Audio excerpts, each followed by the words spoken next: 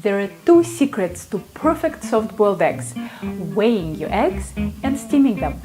For soft and hard-boiled eggs, we need to rely on timing, unless, of course, you have X-ray vision, and timing depends on the size of the egg. The problem is that the size listed on the package tells us very little about the actual size of the egg.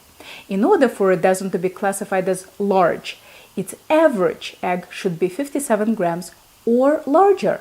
To be classified as extra large, 64 grams or larger. Here's one large egg. It's 55 grams. Here is another one, also labeled large. It's 66 grams.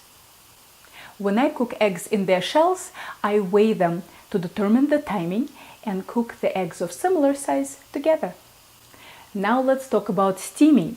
Steamed eggs peel a lot easier than the eggs cooked in water. And another nice side effect of steaming is that you do not need to wait for a large pot of water to come to a boil. Half an inch is all you need. Once the water comes to a boil, put in your eggs. The eggs should be from the fridge, not at room temperature. Otherwise, my timing won't work for you. Cover the pot and set the timer. All my eggs were between 55 and 60 grams, so I will cook them for exactly 5 minutes. Don't open the lid or you'll let the steam out. During the cooking time, regulate the heat so that you don't hear the eggs rattling, but you should hear the water boiling and small whiffs of steam escaping the top of the pot. When choosing a pot for this method, go for a relatively small pot, around 2 quarts, and don't cook more than 6 eggs at a time. This eliminates the variation in how long it takes to fill your pot with steam and produces more reliable results. As soon as the timer goes off, dump the boiling water and fill the pot with cold water. Let the eggs cool off just until you can comfortably handle them, 30 seconds or so, and start peeling. Tap them gently on a hard surface all over. Remember that these are delicate soft-boiled eggs, not rubber balls, so tap, don't whack.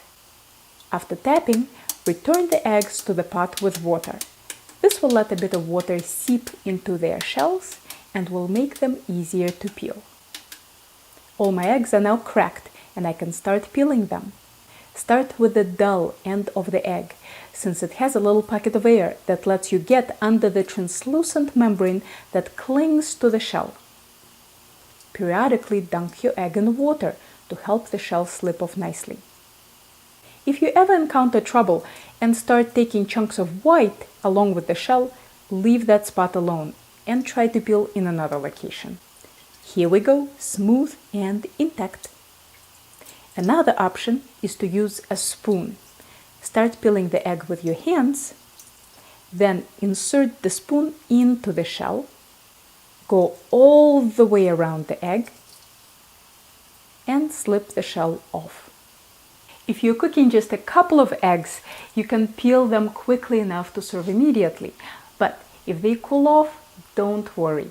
Fill a pot with 140-degree water and put your eggs in it to warm up. Regulate the heat to maintain 140, but don't go any higher. At 140, the eggs will warm up but won't continue to cook. If you made your eggs ahead of time and are warming them up from the fridge temperature, it will take around 20 minutes at 140 degrees to warm them back up. Move over, poached egg! There is a new kid in town. Elegant, dunkable, and not fussy. For more expertise, don't forget to subscribe to Helen's Kitchen channel. And if you're ever in the Boston area, maybe I'll see you in one of my classes.